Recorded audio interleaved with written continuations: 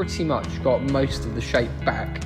I suppose this is probably the quicker part of the process is done, and it was now just sort of be a bit more time consuming. I've managed to rip some holes in the roof itself. I've done it in a bit of a crap spot really, because this is basically I weld that onto the metalwork with them.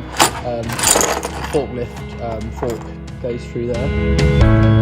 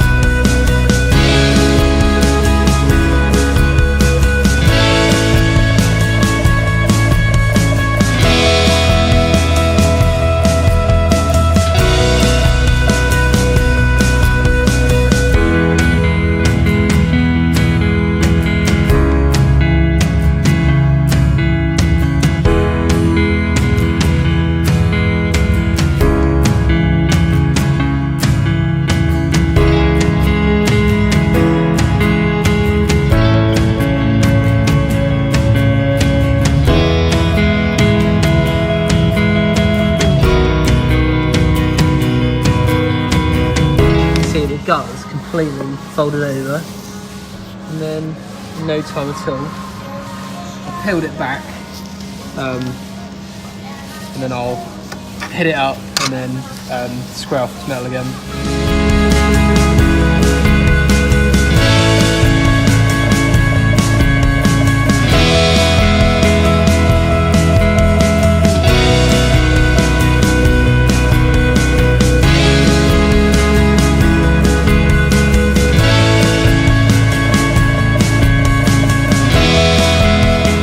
This plate, and then I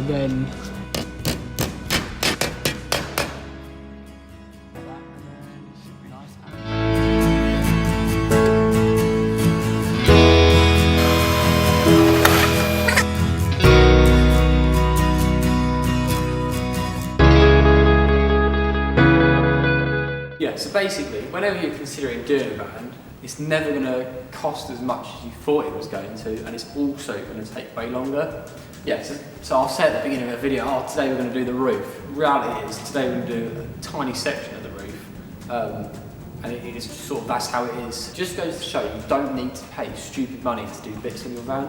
I think as long as you take time and you do it to the best of your ability. Any of you guys watching this, if you have a Waterboxer 1.9 DG engine that's not being hacked about, could you possibly send me a picture of the hoses?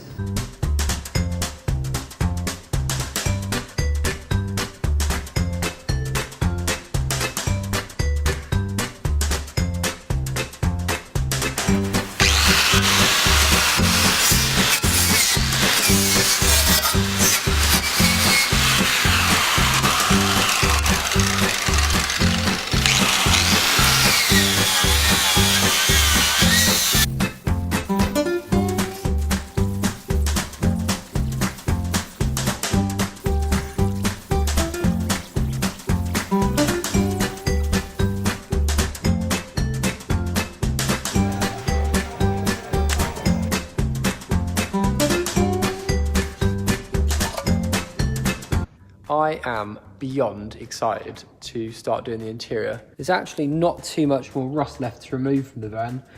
This is probably one of the worst bits, just because it's right next to the petrol tank.